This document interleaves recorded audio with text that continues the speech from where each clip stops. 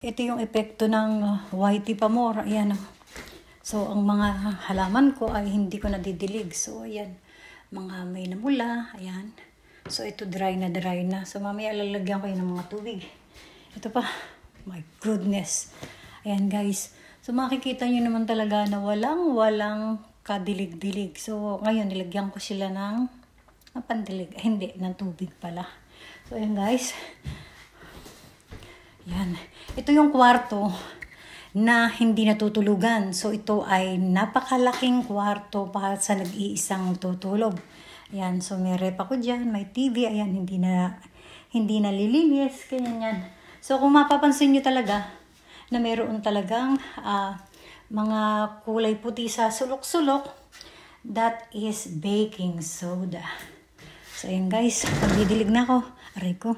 So, yan, makikita mo talaga na hindi nadidiligan.